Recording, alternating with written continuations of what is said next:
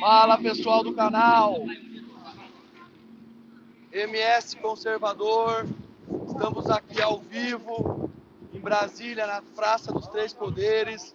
O MS Conservador, eu, no caso, cheguei aqui no final, já acabou aqui o movimento dos monarquistas, mas eu peguei eles aqui. Nós não sabíamos que haveria essa manifestação dos monarquistas aqui de Brasília e de todo o Brasil, e o MS Conservador veio conferir um pouco esse movimento, tá? As pessoas estão aqui empunhando as bandeiras pacificamente em frente ao Congresso Nacional aqui, né? Na verdade estão em frente tanto ao Congresso Nacional quanto ao Palácio da Alvorada, Palácio Alvorada, desculpem, quanto o Congresso, já falei, o Supremo Tribunal Federal aqui, certo? Então estamos aqui na Praça dos Três Poderes, ao vivo, diretamente de Brasília, no encontro dos monarquistas aqui. Eu sou Gustavo Figueiró, estou aqui, vou pegar uma palavrinha das pessoas aqui, E ele aguentou. deixando claro que o MS Conservador não é monarquista, não defende a monarquia. Nós defendemos o conservadorismo e a mudança do Mato Grosso do Sul e do Brasil, certo? Através dos valores cristãos, da família e pelo senso de realidade, né? Analisar, fugir dessa loucura ideológica que vivemos. Porque conservadorismo não é ideologia. Conservadorismo é a análise concreta da realidade e a tomada de decisões com base nisso, política que continue, né? Apenas reforme o que deve ser reformado e não com uma mentalidade revolucionária de destruir tudo, né? Então esses são as que nós defendemos. Então vamos falar com algumas pessoas aqui. Pessoal, dá licença, deixa eu atrapalhar aí vocês. Pode atrapalhar. Estamos ao vivo aqui no canal MS Conservador, do Campo Grande, Mato Grosso do Sul. Tudo bem? Quer dar uma palavrinha? Claro, Qual o seu nome? O que você está fazendo aqui? O senhor é o organizador aqui dessa manifestação, certo? Certo. Então tá, vamos lá. Bom, meu nome é André Luiz Carvalho, o pessoal aí me conhece como André Monarquista. Eu sou de Florianópolis, pertenço ao Instituto Imperial Catarinense e vim aqui para Brasília para ajudar a organizar atos na questão monárquica, né? E aí conseguimos obter o apoio do CMB, Segura aí, pode segurar um pouquinho. do movimento.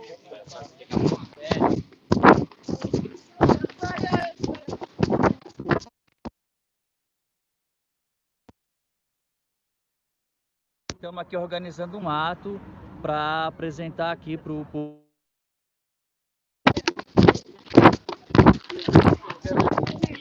Tem que se mobilizar. De braços cruzados não se constrói nada. Então, estamos aqui para fazer o ato monarquista, bandeiraço, panfletagem e também se organizar, se conhecer e organizar, já planejar os próximos atos e os próximos eventos. É isso aí, muito obrigado. André, Oi. O movimento aqui já acabou, né? Tinha bastante gente aqui. Olha, O MS Conservador chegou um pouco. Olha, eu não no contei, final. mas acredita, o pessoal foi chegando aos poucos, né? Aí eu acredito que deve ter dado umas 20 pessoas por aí, 20 ou Não, mais, foi mais, né? Eu não contei. Mas deu um número legal. Um primeiro evento, que a ideia é que esse seja o primeiro, né? Evento de bandeiraço unindo vários grupos monarquistas, não é um evento de um único grupo. São vários grupos que se juntaram estão se apoiando para a realização desse evento. Então, para o primeiro evento foi ótimo, tá bom, excelente. Agora, com certeza, nos próximos só vai aumentar aí o número de participantes, né? Tá legal. O pessoal, o áudio tá bom aí? Alguém falou aí do áudio? Alguém aí? Como que você vê essa questão? Por que restaurar a monarquia? Bom, a monarquia, nos dados, nas estatísticas dos principais índices de desenvolvimento humano, ela se mostra mais otimizada. Ela apresenta os melhores dados. Por exemplo, na questão da corrupção. Ano passado, a Transparência Internacional revelou que dos 15 países menos corruptos do mundo, 9 são monarquias, 6 são repúblicas parlamentaristas e nenhum é república presidencialista. Nem os Estados Unidos consegue ficar entre os 15 menos corruptos. Então é um dos dados aí, um dos índices que a monarquia dispara na frente das repúblicas. E qualquer outro tipo de dado relacionado a desenvolvimento humano, como IDH, menor índice de mortalidade infantil, maior expectativa de vida, menor desemprego, média de salário mínimo maior. Em todos os dados de desenvolvimento humano, as monarquias representam mais de 50% entre o top 10, top 15, top 20. Sempre as monarquias lideram os melhores índices, os principais índices de desenvolvimento humano. Então, não tem por que não defender a monarquia, não tem razão. E eu não defendo a monarquia por saudosismo, pensando lá em Dom Pedro II ou século XIX.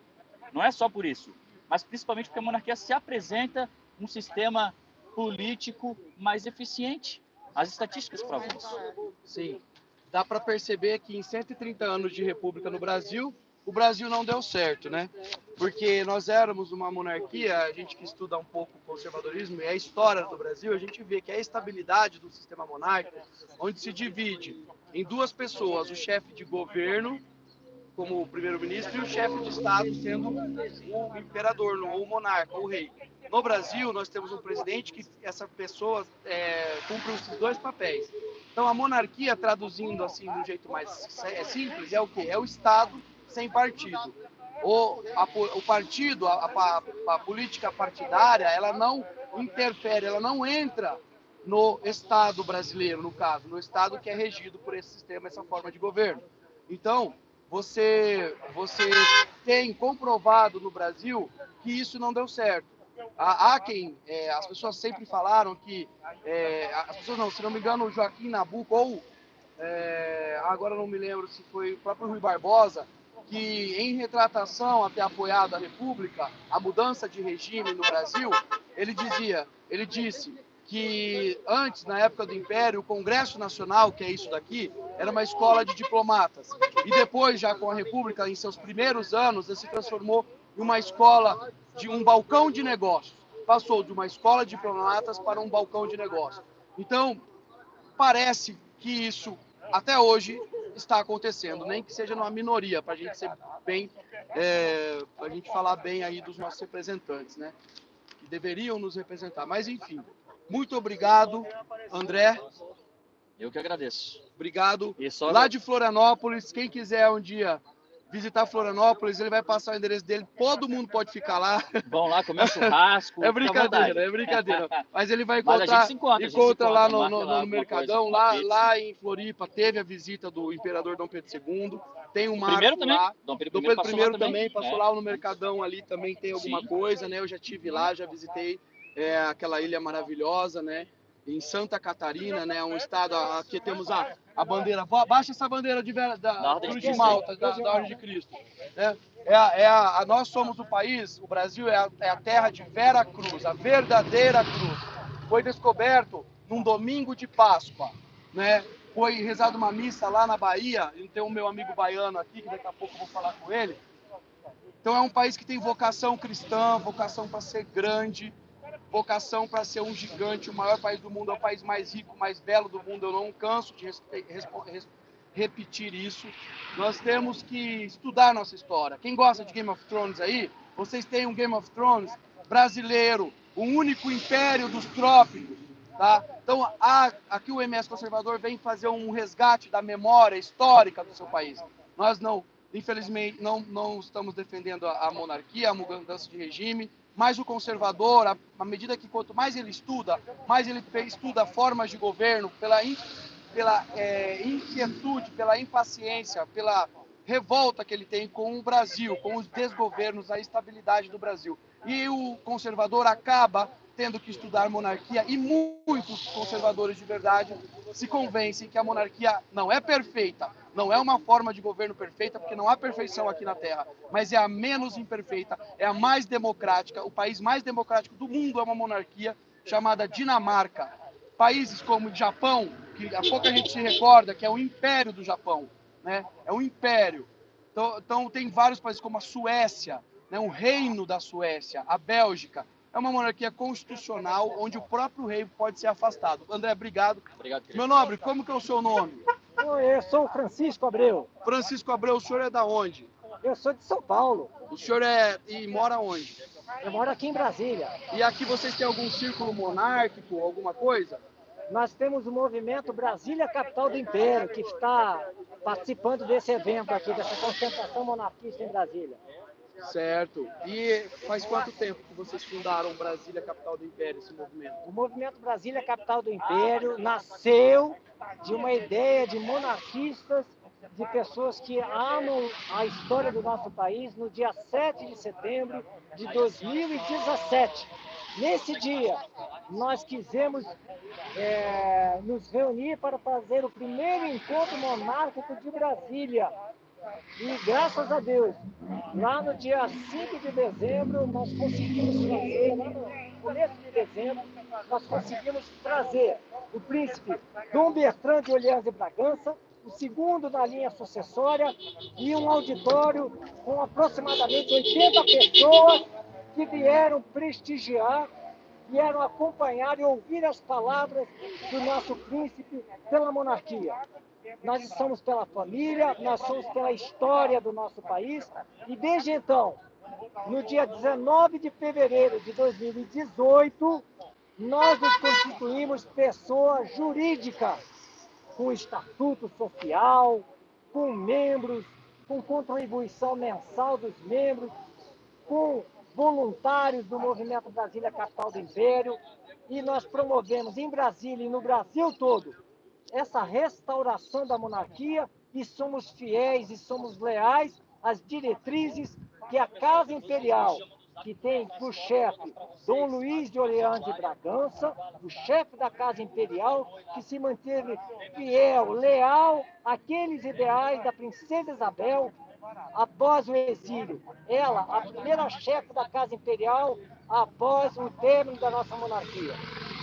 Excelente, muito obrigado pela tua explicação. Uma verdadeira aula, né? Uma pessoa que verdadeiramente ama o país. Dá para sentir no seu timbre de voz, no seu entusiasmo, o quanto a paixão pelo esse seu amado pelo nosso amado Brasil, né? Que um dia pode voltar às origens imperiais, né? A ser um império, um país democraticamente livre, né? Isso é movido por essa paixão que você está nesse movimento, né? Você tem trabalhado o poder da pessoa jurídica, né? De organizar e fazer para conseguir se financiar, para conseguir instruir as crianças. Eu estava falando com ele um pouquinho na hora que eu cheguei, da importância, ele dizia da importância de falar nas escolas, né? Eu mesmo, o pouco que eu estudei, a minha maior revolta é o quê? Por quê? Não me contaram na escola que Dom Pedro II nunca aumentou o salário dele. Por que não me contaram que ele doava parte do soldo dele, né, do salário dele, grande parte para caridade e para manter bolsa de estudo, né? Então, por que não me contaram que quando ele foi exilado, banido do país dele, ofereceram 6 mil quilos de ouro, né? E ele recusou, perguntou se o Congresso Nacional havia aprovado o Tesouro Nacional. Ele falou que era do Tesouro Nacional, aquilo lá é dinheiro do brasileiro. Ele foi exilado na França sem dinheiro. E eu fiquei me perguntando, mas por que nunca me falaram isso? Por que na escola nunca me falaram isso? Quer dizer, nós temos uma história maravilhosa e outros patriotas, né? José do Patrocínio, José Bonifácio, Princesa Isabel, Leopoldina, André Rebouças.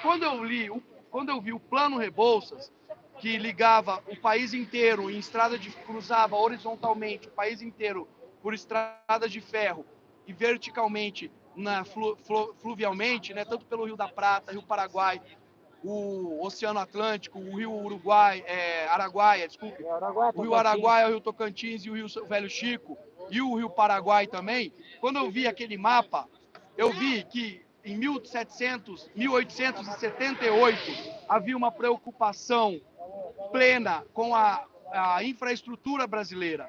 E isso tudo foi abandonado, essas estradas de ferro foram abandonadas, sucateadas.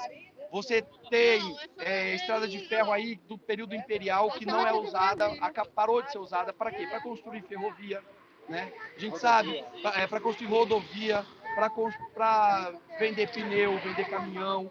Então a gente tem uma guerra civil no trânsito brasileiro, né, por conta da falta de infraestrutura da malha ferroviária e da hidroviária, né?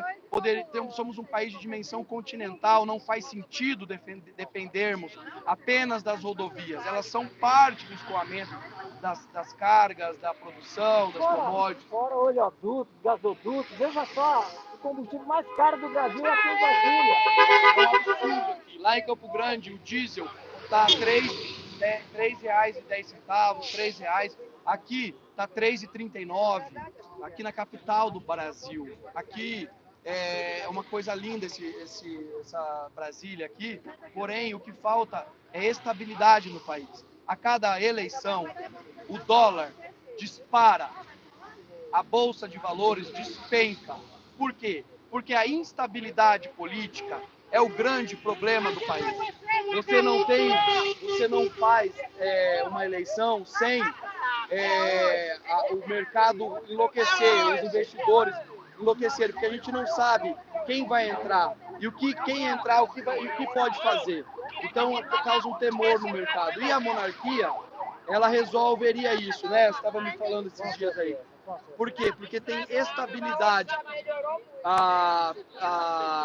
O Estado não tem partido, então a ideologia de quem vai governar não faz diferença nenhuma. Pode entrar o próprio Lenin, o próprio Karl Marx como chefe de governo, primeiro-ministro, que o país não vai guinar para a esquerda. Pode entrar o próprio von Mises, que o país não vai ser totalmente 100% privatizado, não vai ser totalmente ter uma economia totalmente liberal, porque o Estado não vai ter ideologia. E o conservadorismo, repetindo para quem chegou agora, não é uma ideologia, porque ideologia por si só, você limita o entendimento da realidade. Quem vive baseado em ideologia não vê a realidade como ela é. Ele vê parte da realidade apenas como convém. Então, é esse tipo de estudo, né, que as pessoas brasileiras, o movimento conservador tenta fomentar. Esse tipo de estudo de reflexão, baseado no quê? Nos fatos. Hoje as pessoas se baseiam muito em opiniões, em devaneios. Então, vamos nos basear nos fatos. Estou aqui em Brasília, para quem chegou agora, com o meu digníssimo amigo. Pode falar seu nome completo agora, por favor. É o Francisco Yukichica Abreu. Francisco Yukichica Abreu. Eu sou o presidente do Movimento Brasília, Capital do Império. O Francisco Yukichica Abreu é um cara que não tem vergonha, ao pessoal dando sempre apoio aqui, poucas pessoas vêm xingar, a maioria do povo dá muito apoio para esse tipo de manifestação. O Francisco vem dar o nome dele, bota o nome dele aqui, tá de máscara, parabéns, Francisco, pelo uso de máscara.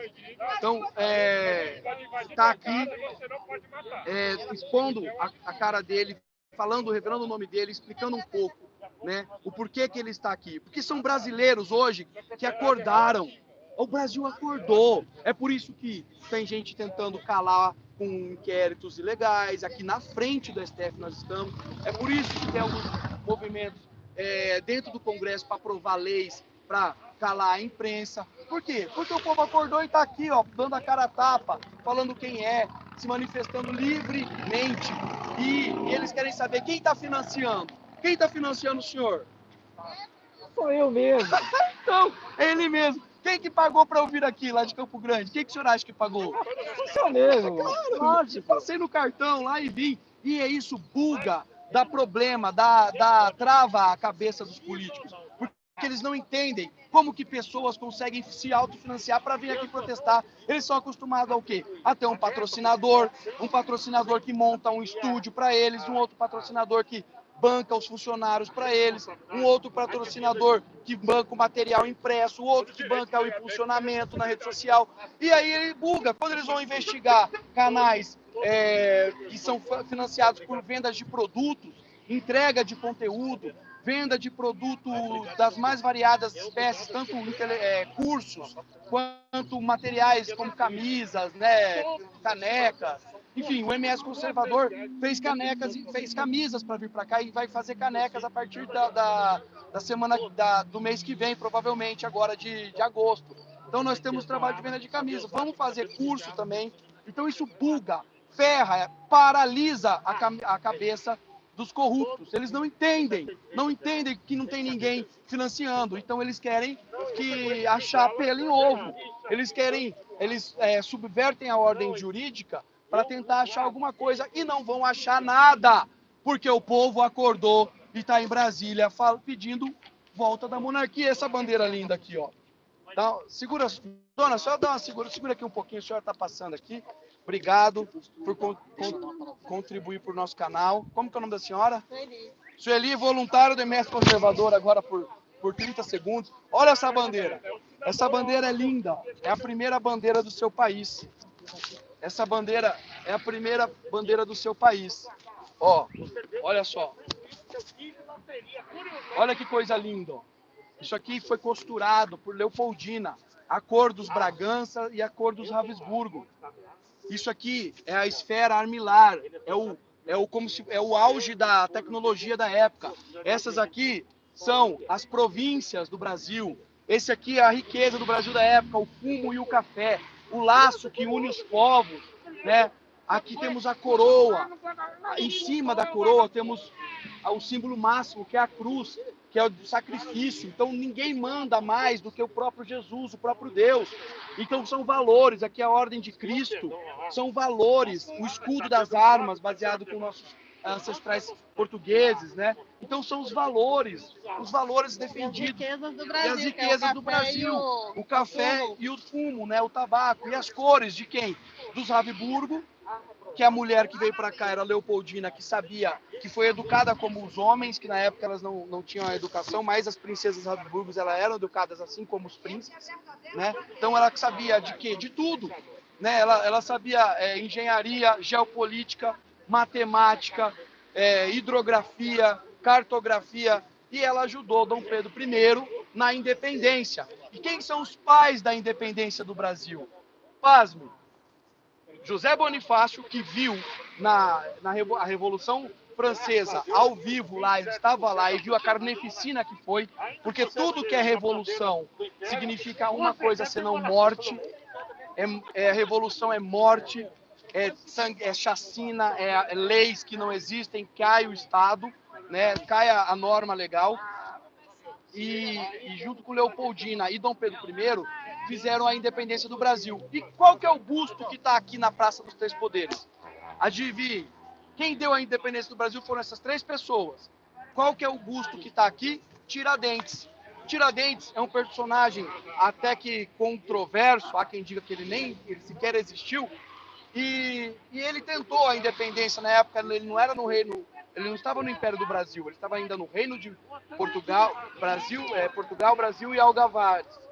Algarves. Portugal, Brasil e Algarves. Obrigado por me corrigir. Então, foi um pouquinho antes. Foi um pouquinho antes. Foi um pouco antes. Foi um pouquinho, então era Reino de Portugal, isso mesmo. Era Reino de Portugal, isso mesmo. Aí, ó, viu como é bom ter gente inteligente por perto? Ó, Reino de Portugal. Ele lutava contra o quinto constitucional, um quinto era o imposto, era 20% de tudo que se produzia no Brasil do ouro ia para a coroa, 20%. Ele se revoltou para, primeiro, independência do Brasil,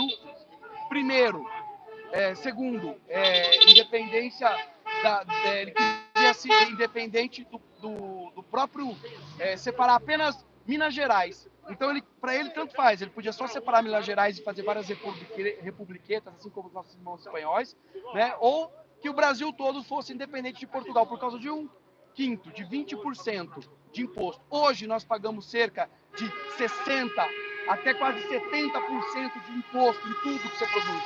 Em tudo, todo o dinheiro que você ganha, você paga pelo menos 50%. Se você ganhar 5 mil reais, você gasta R$2.500 só. R$2.500 você devolve para o Estado. Então, ninguém se revolta com isso, né? Então, voltando, quem está ali como representante da independência é o Tiradentes, um personagem histórico importante, né, da questão independência de Portugal para o Brasil. Mas quem deu essa independência? Quem deu essa independência foram essas três pessoas: Dom Pedro I, Leopoldina Habsburgo, sua esposa, e José Bonifácio. E essa história ninguém conta. Por que ninguém conta? Bom, não sei, não convém que o povo saiba a história, né? É isso mais ou menos que a gente pode perceber aqui. Me perguntaram aí se essa camisa não representa a monarquia. Essa camisa representa Dom Pedro I, entregando a coroa para Dom Pedro II. Comprei na Von Regio, tá? Não tô ganhando nada da Von Regio, não ganho nada da Von Regio. Por que eu comprei? Porque quando eu comecei a estudar, eu, em vez de comprar uma camiseta do Game of Thrones, resolvi comprar uma camiseta do Game of Thrones, do único império dos trópicos, único império dos trópicos, que já foi o quinto império do mundo, né? É o quinto império da história da humanidade em tamanho. Essa é a grandeza do seu país, um país que tem vocação para ser grande, riqueza, povo maravilhoso. O povo é maravilhoso, esse povo. Não dá quem fala, o povo é preguiçoso, nada. Quem que você acha que paga 50% de imposto e ainda faz churrasco no final de semana? Você acha que o cara é preguiçoso?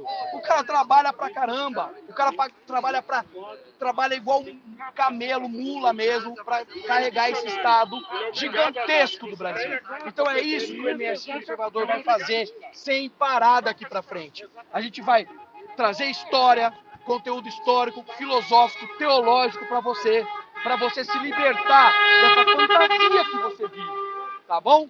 Meu nome é Gustavo Moreno de Medeiros, Miranda e Figueiró. É o nome que os caras falam de príncipe. Então venha calhar eu estar aqui hoje. Nós não sabíamos que quando compramos a passagem para vir para cá que ia ter esse movimento. Estamos sabendo com grata surpresa aqui já em Brasília no dia da manifestação do ProArmas.